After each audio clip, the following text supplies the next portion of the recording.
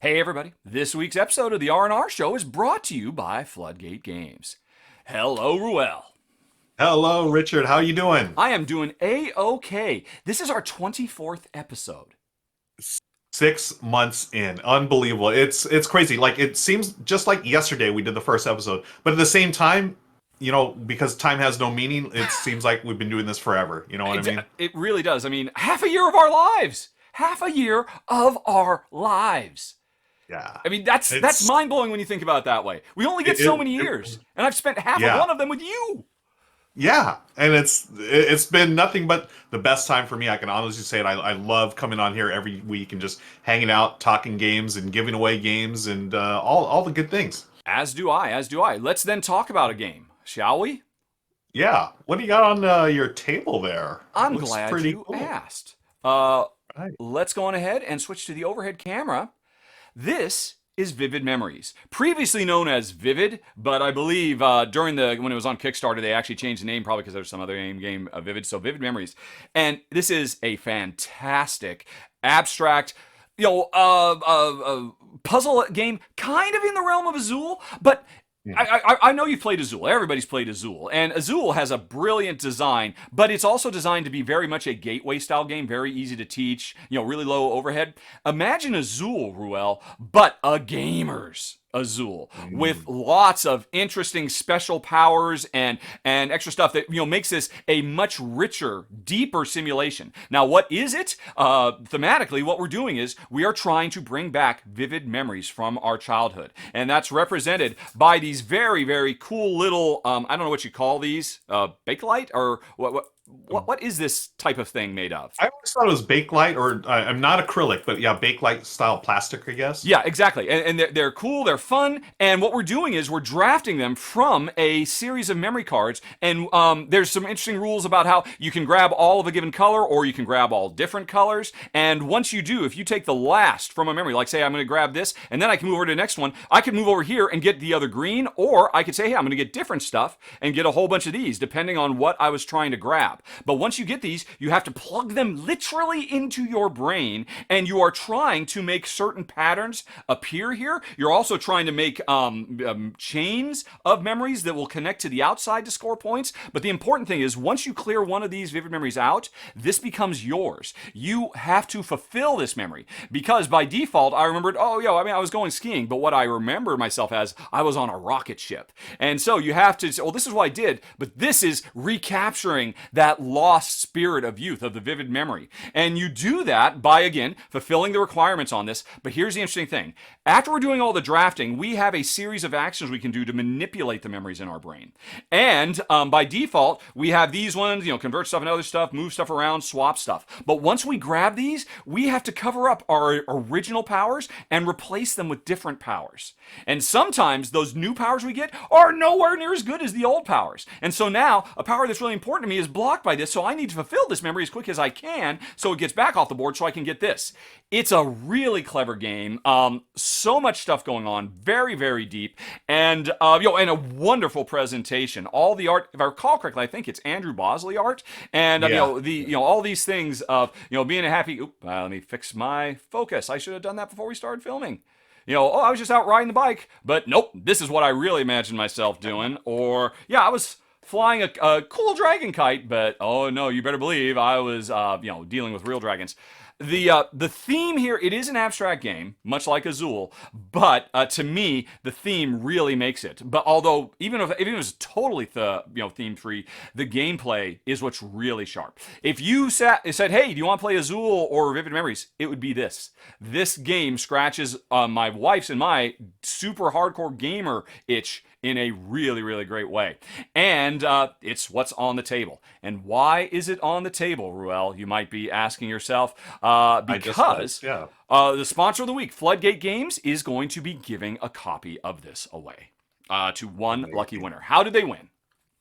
How do they win? So, friends, during the show, at some point, we're going to be saying a secret word. And that secret word, whatever game we're talking about at that moment, you need to type in the name of the game that we're talking about and send it in an email to contest@rahdo.com, right, and the game that we're talking about. So the secret word for this episode, one of us is going to say it. Yep. is bomb. Bomb. B-O-M-B. Bomb. Sort of like the old song, "You Dropped the Bomb on Me," or I was going to say you remember that someone song? is going to set us up the bomb, quite frankly, because Right. That we're both old and we only have references from 20 years or more ago. Because we do not know what the kids are saying these days. exactly. Do the kids say that is bomb? Do they still say that's I imagine bomb? kids, something being the bomb must be universal, right? Hopefully. Yeah, If I not, feel I like have it is. lost all ability to keep my finger on any sort of pulse whatsoever. But as you say, one Same of here. us at one point during our top 10 countdown will say the word bomb.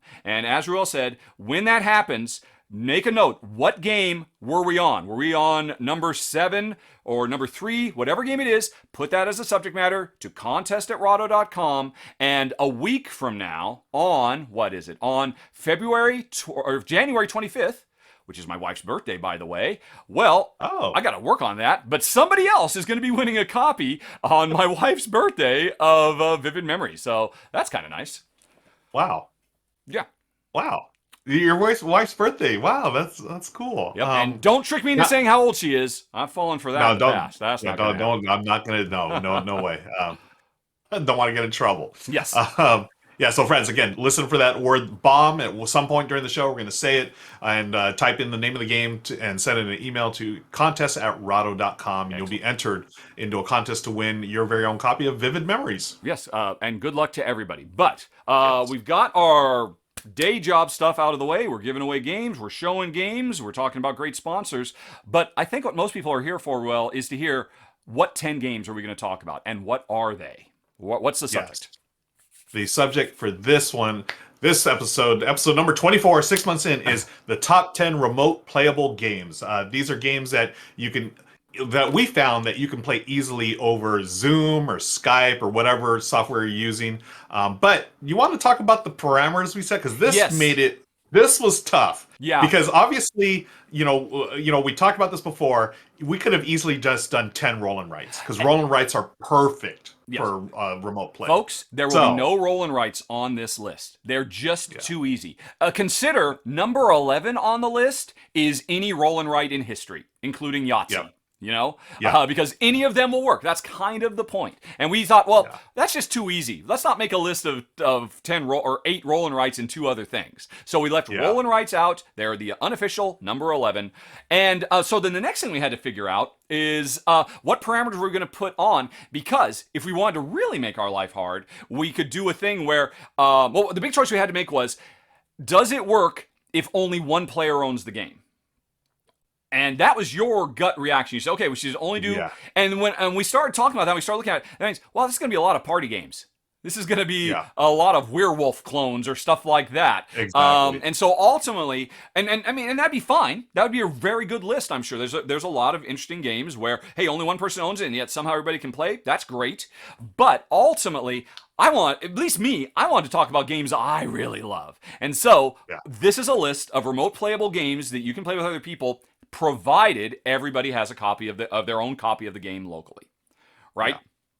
Yeah, that's right. So everyone has a copy of the game, and this is it's easy enough to set up and play over just using a regular webcam. Like that's another parameter. We said none of this fancy, like those of us who create content, we've got the overhead cam, we've got mics, we're talking like none of this. I mean, we could do that. If you had a webcam, you could set it up like that. That's fine. But we wanted to make sure that the games were still playable if you just had like a standard webcam and no lighting or stuff like that. Yeah, when I was making my list, I literally got my laptop, turned on the webcam, and tried to adjust the screen to say, okay, can you play this game? If I rotate the screen down like this, can everybody see everything you need to see? Nope.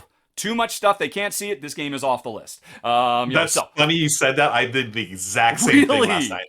And that's why I was up till past 1 a.m. last night, folks, because there were so many games I had that...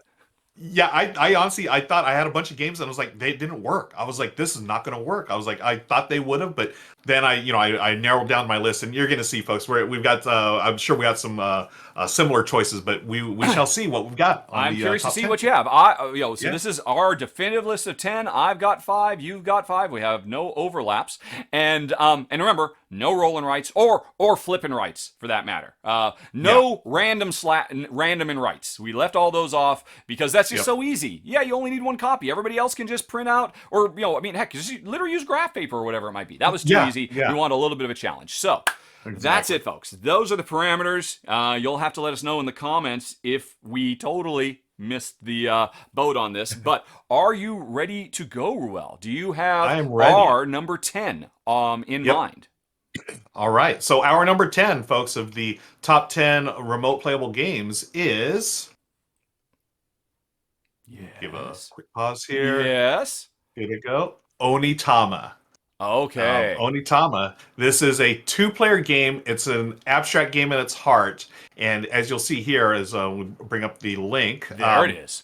There it is, yes. Onitama, wow, it's 7 years old. I thought it was a newer game. Okay. Well, wonderful game. It's basically, if you like chess but don't want to sit there for an hour burning your brain, this is like I've always preferred this chess just because you have certain moves that you can do on your turn based on what random cards you draw at the start of the game. So you're going to set up a different game every time. You're going to play a card or do a move with a piece, and then you're going to remove that card or put it in the discard pile. You're going to take another card, and they cycle through. I picked this one for remote play because I've done this before. It's super easy. All you have to do is put your webcam on the board. As long as 2 players on the board, you can say, "Hey, move, my pawn," or I think they're priests or monks or whatever. Move my pawn from A1 to A2 or whatever. You can totally set that up. It's super easy. And the object of the game is like chess. You want to capture the main piece of your opponents, but there's a second way you can win as well. If you get your main monk or your priest or whatever it is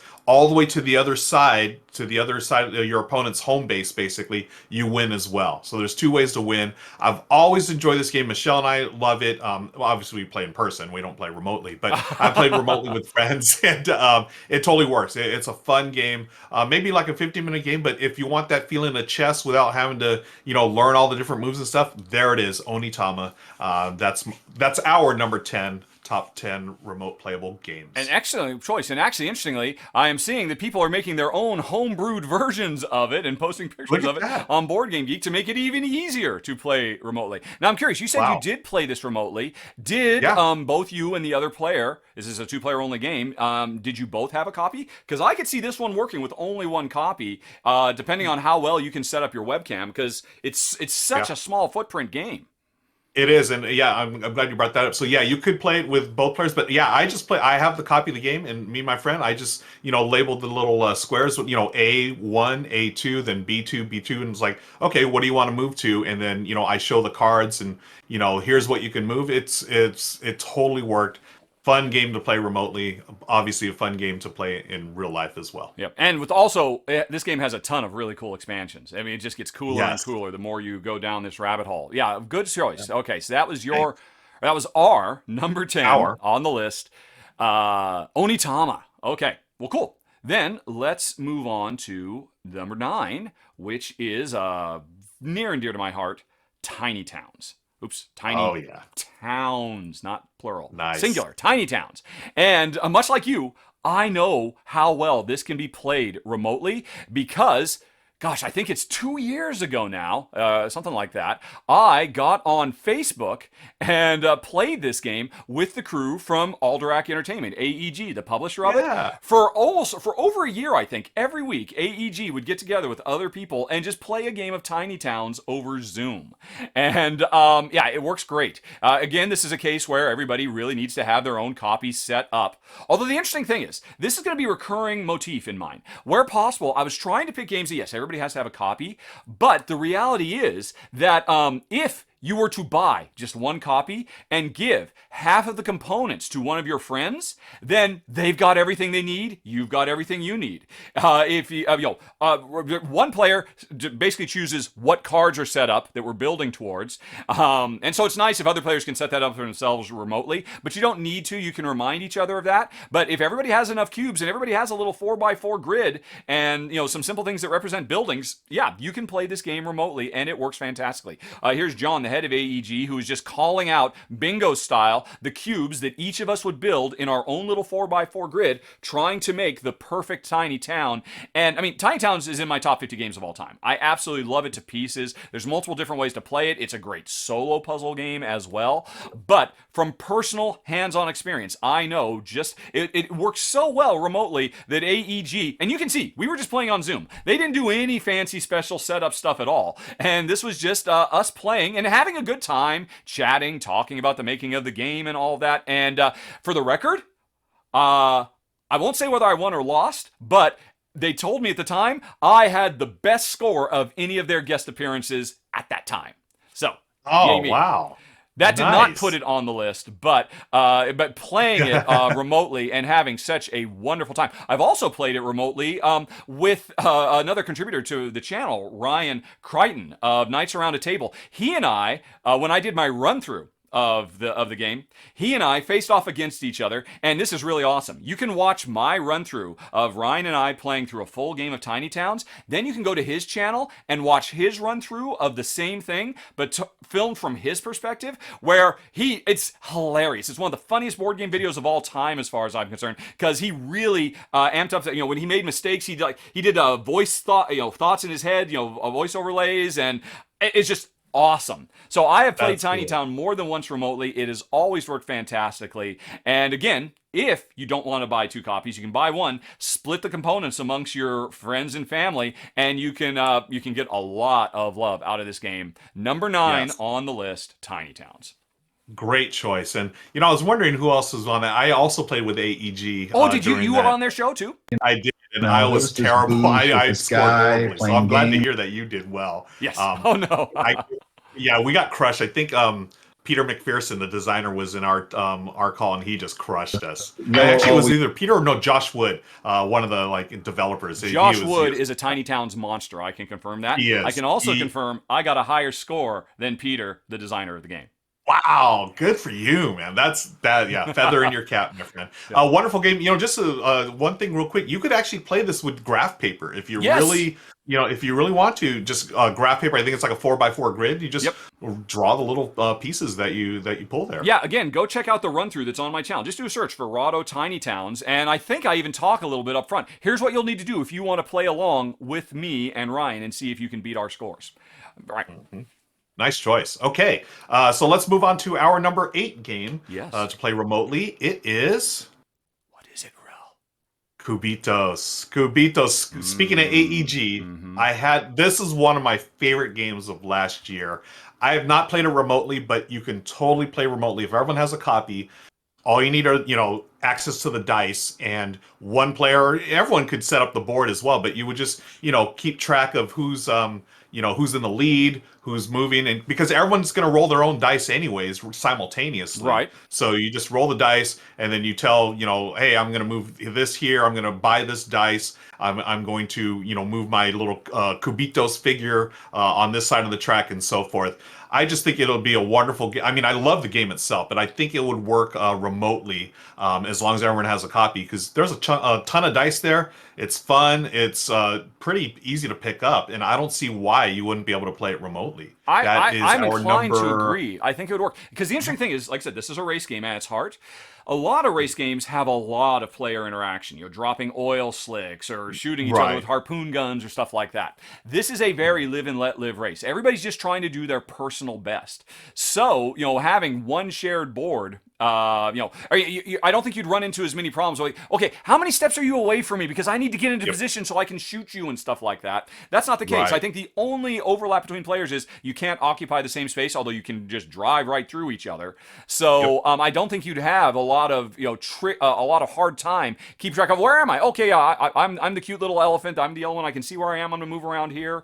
And because you're right. I mean, the heart of the game is this wonderful dice pool building, push your luck game that is so brilliant. I agree. Yeah.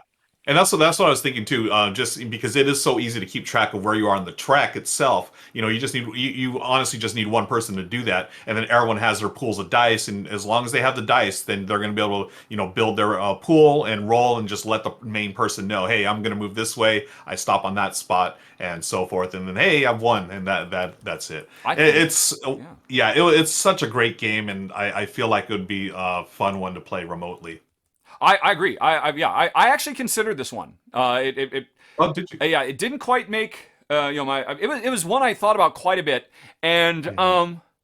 and I think when I was considering it, I wasn't thinking about, oh, if multiple players have a copy. Because one thing that would bother me is, right, I need to remember every time you set up the game, you get a different collection of cards that indicate what the different dice powers are. And I was thinking, oh, Yeah, that'd be really hard to see on one player's screen. But then yeah, we're doing this thing where, hey, if multiple people in the game, it's not going to be a problem at all. And, yeah, and I think maybe I should have circled back around. Although if I had, then we'd have a conflict and we'd have an overlap. So yeah, I'm glad you mentioned it because, yeah, it is just such a great game. It yeah. is tied neck and neck as my favorite race game of all time. It's this and was it Race for El Dorado or Rolled for El Dorado from Reiner Oh, Knizia? Quest for Or Eldorado. Quest, thank you. Quest for El Dorado. And I Wonderful game. think Cubitos probably eclipses El Dorado Yeah. at this point. It's And so then good. and again with well, yeah, with Cubitos you can play it remotely. I don't think you can play Quest remotely because it's deck building, so you need those Yeah, cards, right? exactly. That one would Yeah. not. I mean, you could, but it would be a lot of work. It would be a lot of A lot overhead. You more would work. definitely have to set up special cameras and stuff like that. I Yeah. mean, strictly speaking, any game can be played remotely. True. It's just a True. question of how much groundwork do you have to do. Hey, everybody, before the show continues, I just wanted to jump in because I totally forgot. I wanted to mention, while we were talking about this topic, Long Distance Board Gamers, which is a channel on YouTube that I subscribe to that I really like. They do all kinds of stuff, unboxing, reviews, and whatnot. But one of their big things, they've covered a lot of games from the perspective of how to turn games into long distance experiences that you can play over Zoom or Skype or whatever. I mean, I'm talking big, heavy games, and they have lots of tips and tricks. So if you'd like to have your eyes open for how you can do some long distance gaming that goes a lot deeper than what Ruel and I are talking about today, check them out. There's a link for them down in the show notes. You can hit that eye in the top right corner screen. Okay, let's get back to the countdown. Yeah. And also, by the way, folks, obviously, a lot of games can be played remotely via video games, but that's not what we're here to talk about. We're here to talk about things you can touch and feel. Yeah. And Yeah. I actually and one of my Calico. a couple of my choices earlier before we started doing the list, I was like, "Oh, I can totally play this remotely." But then they have a digital adaptation. I'm like, then people would just play the digital game. Like, why even bother Oh, with really? this? Oh, so So, you dismissed some because the video game version that is available is so good already. yeah, so That's okay, fair. here's one that you'll appreciate. I had on my list, and I've done this remotely. Castles of Burgundy. Oh, I've sure. actually did.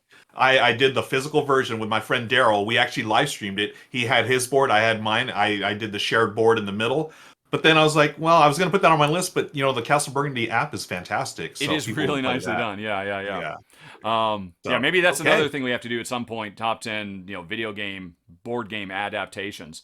It's actually a really good that'd be a good topic. list. Folks, let Yeah. us know in the comments. Would you be interested in that? The one time I ever did video game content on the channel, I did my top 10 favorite video games, one of my worst performing top 10s of all time. So I Oh, don't know if really? people want to hear, but I mean, board game Huh. or video game adaptations of board games, that could be a really interesting topic. There are so many amazing ones out there now.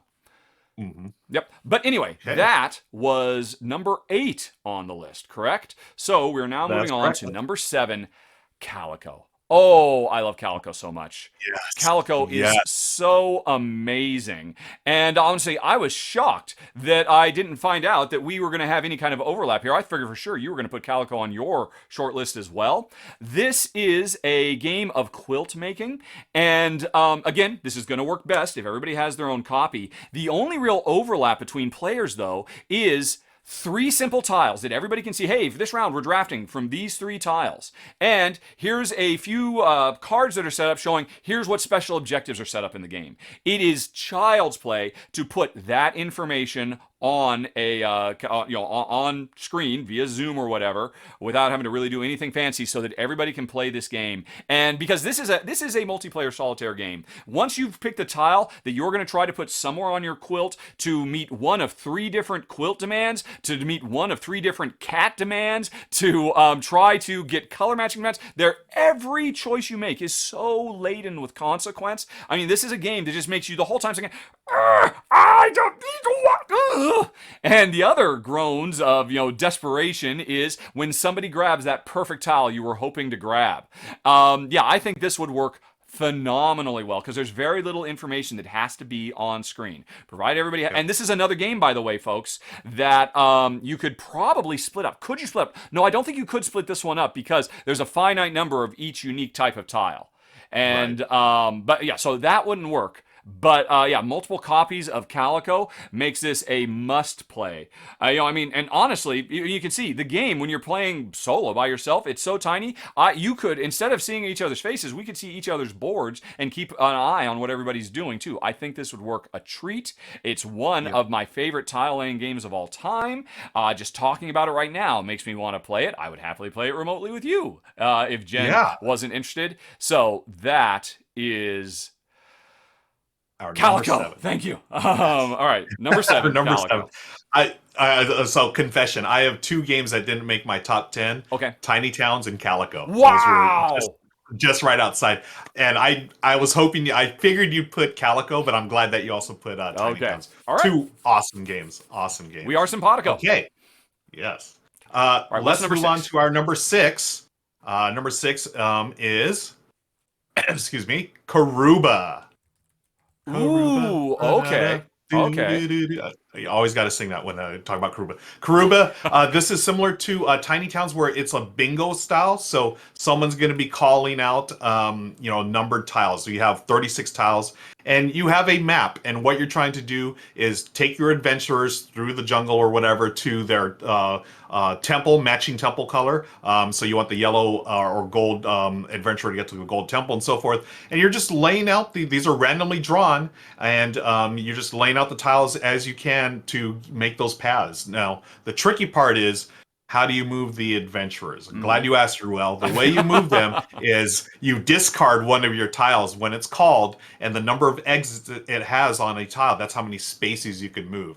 And if you land on a tile that has a gem or a gold piece, you'll collect that. Those are worth points at the end. If you get to, it's basically a race. The first player to get to their temple will get extra points. The next person will get points, but they'll be a little lower amount, and so forth. And you play until someone's either gotten to all their adventures to the temples or you've run out of tiles, all 36.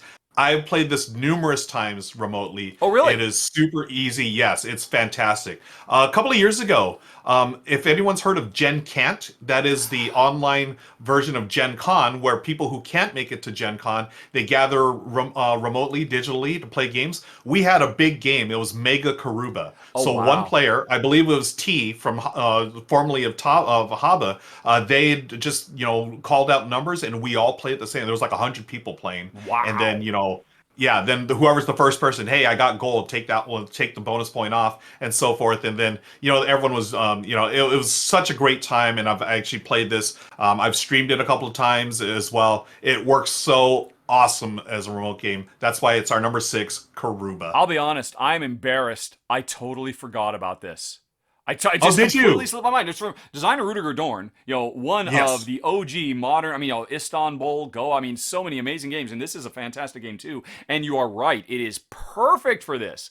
Because, the bingo style, one person calls, everybody has to deal with that. That's why Tiny Towns work so well. Yeah, it's a no-brainer. What was wrong with my brain? I'm glad you got it. I completely agree. That 100% deserves to be on this list. Number 6. Yeah. All right. Okay. Well, then let's move on, shall we? To number 5. I think you're going to be pretty happy with this one. Number 5, Sagrada. Oh, yes. Yes, indeed. Fantastic. Oh my goodness, this game is so great.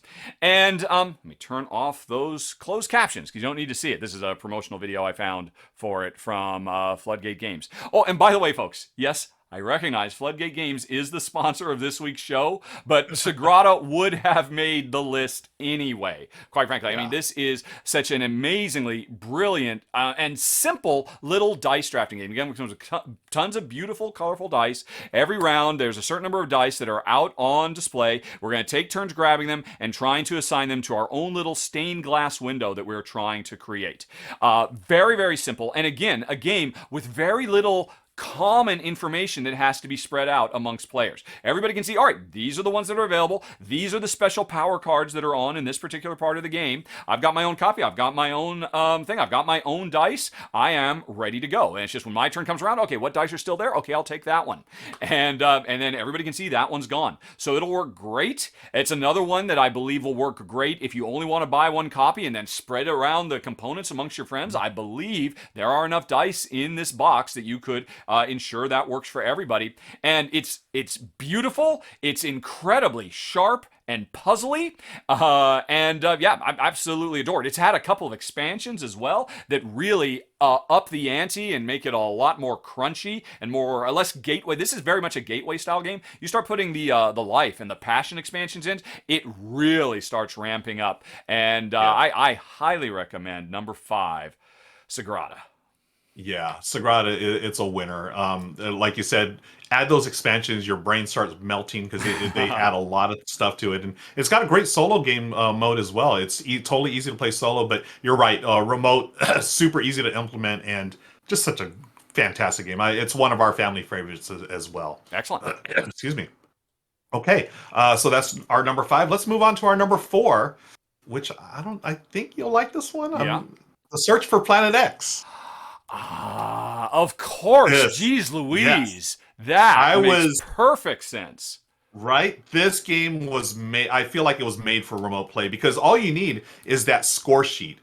So you and your fellow explorers are searching for the planet X, and it's a deduction game, which surprised me because I did not think I would like this. I'm not a deduction fan. I'm horrible at it. Mm-hmm. I'm horrible at this game, but I love it. It's so well done, and you can easily play it. I've played it several times remotely. I was doing some stuff for Renegade when the game came out, and we actually did a live playthrough. I did not have a copy of the game at the time, but they just sent me the score sheet, and I could totally play along. It's got a really cool integrated app that'll help you, give you the clues that you need, and using your power of deductions and reasoning, you're going to find out eventually where Planet X is. But the question is, can you do it before your other astronomers?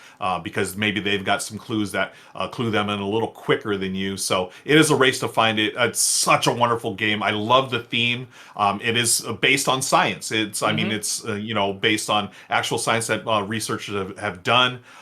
Just a great game and really easy to implement on remote play. That is The Search for Planet X. I agree. I mean, you mentioned this is basically a modern take on Mastermind, and it uses the app so players don't have to give clues to each other. And one of the cool things is, hey, we're playing remotely. You start up the game on the app, you give me a code, I put that in on mine, and our apps are synced up. Really nice, super simple, super smooth. And yeah, I mean, you talked about how this is based on real science. I would go so far as to say is this game makes you feel like you are doing the exact same simple versions of the same kind of thought processes that real astronomers have to go through to find Planet X and study the heavenly bodies. It is a brilliant design, and I would say surprisingly thematic. It really pulls you into that world with the way your telescope is rotating, and so you're pointing at different parts of the nighttime sky. Good call. Now, strictly speaking, to keep track of what you're trying to do, you do write stuff down. Yeah, I love that about this game. I actually do feel like a scientist. I'm like taking my notes. Exactly. And then as you go around the board, you're going to have conferences. You have a peer review. It's just, the theme is 100% amazing. So well integrated. Yeah, love it. But I was just going to say, did you break our rules? But then I realized, wait a minute, there's no randomness here. This is not a roll or a flip and right. Right. Because, when you start the game up and you fire up the app decides this is where all the celestial bodies are. And we are just using not social deduction, but logical deduction based on what we've discovered, based on what we've seen our opponents do, and what questions they've asked to try and figure out, where is Planet X. Brilliant choice. I am, again, embarrassed that did not even occur to me because that's just about freaking perfect. Such a good game. Yeah. Yep. And that's the thing. I love it so much, and it's really not a game that's in my wheelhouse, but that's why I was so impressed with it. Mm-hmm. It was probably one of my top 3 games of 2020. It was such a brilliant design. But that's our number 4, folks. The Search for Planet X. Okay, okay. Well, then let's move on to number 3 on the list. Now, so far we've been talking about like fairly big games. I think this one's a little bit smaller. Maybe people haven't seen it as much, but this is another one of my favorite tile laying games of all time. Number 3 is Subdivision. Right. Oh. Now, have you played this one? I wouldn't be surprised if you have. I have not. I'm This- curious to hear what you have to say about This it. is from Bezier Games. This was the thematic sequel to Suburbia? oh gosh, Suburbia? Suburbia, which of course was a monster hit. Yes. I didn't even think it would Suburbia work well? No, I don't think Suburbia would work well. There's too much interplay between players. But Right, Subdivision is taking the same basic idea of everybody is building their own little suburb or subdivision in this game, and it's by doing tile laying. There is a common group of tiles. I'm sorry. Actually, no. It's not that there's a common group of tiles. It's that there is a die roll because this game at first glance almost feels a little bit more like the tile laying of Castles of Burgundy, trying to create the perfect hex, putting certain tiles next to other tiles so that you can trigger stuff, building roads between them, and all of that. But the entire game is driven every round by the roll of a die because the game comes. Let me see if I can find it. Where at some point when I roll the thing, it comes with a big fat chunky die that is basically the planning permission we have for a given round that tells everybody what sections of our subdivision can we build in. Now it is a bit tricky because there is tile drafting, and I think this wouldn't be one where you could share, because this has what do you call it? It's Seven Wonder style tile drafting. So I've got some tiles. I'm going to keep one of them. I'm going to give the rest to you. So that's a little bit more work than some of the other ones because at the end of my turn I'll say, okay, I'm handing you 3 blues and a green. But it's as simple as that, because this is not a game with, where these are really complicated tiles. Okay, I used my yellow, I'm handing you 3 blues and a green. And so you say, okay, that's my hand on this turn. And then you have to tell the next person, okay, you got 3 reds and a yellow. And so there's a little bit you have to do every round, but that's okay, because that's over very, very quickly. And then what happens is you roll the die tells you, sorry, this round you can only build in green spots. And what are you going to do? Now, what you can do is hemorrhage points to be able to ignore the public planning office and build wherever the heck you want to. And that is super duper painful to do. It's a brilliant game. I absolutely love everything about it.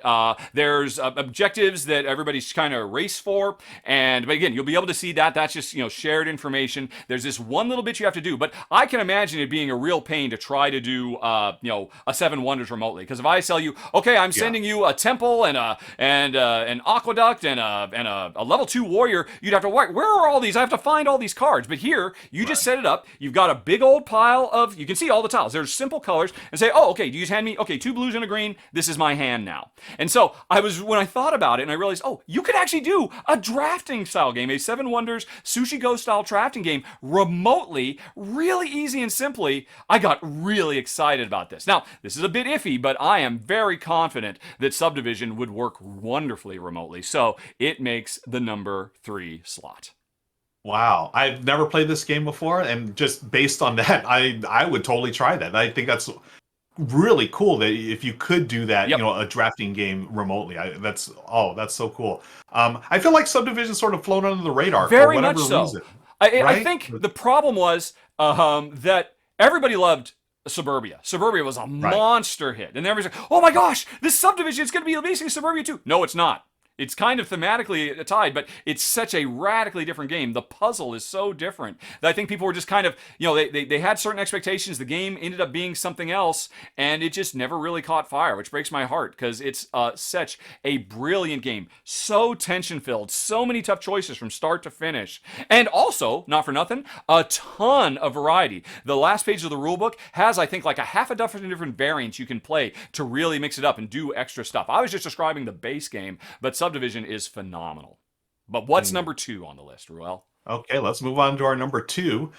It is coming up. Number 2 is Forgotten Waters. This one came out, I believe, last year, and I know this works remotely because I was able to play it remotely. We actually live streamed it with Suzanne Sheldon, Mandy Hutchison, and Joe Sundow. It is perfect for remote play. This is got some worker placement to it. It's a pirate game, folks. Right. You are going out on forgotten waters, adventurers. You're thinking Pirates of the Caribbean. Plays to 3 to 7 players. This game plays so well online because Plaid Hat Games made it a point to come out. So they have it's a Crossroads game. This is the system that was used for Dead of Winter. Right. Also the same designer, Isaac Vega, I believe, was a part of the development team here for Forgotten Waters. Let's confirm. But not only do they have the app that uses it for the Crossroads, they actually built a web app so you could play it remotely. And so it was geared for it. It's so good. It's got this awesome in-game narration, so you really get into the theme of the game, and it has a timer because there's this for each little adventure you do, you actually have a little real-time element. It's really interesting how they did this. It's a worker placement game, right? But you know how for some co-op games you can totally get bogged down like talking. Okay, we want to do this, and this. No, you start the time. You got 40 seconds. Where are you going to put your player, and what action are you going to do? And the actions change from scenario to scenario. It's so much fun, and we had a blast playing it. There's different scenarios. You're going to move on this map here. You're going to eventually face other ships and pirates. Yep. So you're going to be facing those cannonballs. You don't want them to bomb your ship and stuff. So you got to be careful. Can you set yourself up to get past each little challenge?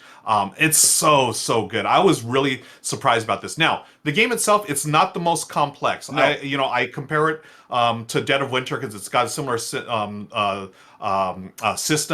I would say Dead of Winter is heavier than this one. This one's a little more on the light scale, but I think that's why it works so well remotely, because you can play this, with friends or family who may not be the most hardcore gamers, but the theme, you gotta, and folks, if you can, go check out the online app and just listen to the narration. They hired like professional actors to do this stuff. It's so cool. And you see the character sheets there. That's all you need. You need a character sheet, and you can tell and one you can player can download run these. the game. I remember they make these available, Fully so you can download just download them. So just one person has to have the game. Yep. And you're going to level up and stuff. It's so much fun. It's a wonderful, wonderful game. That's why it's our number 2 on the list, Forgotten Waters.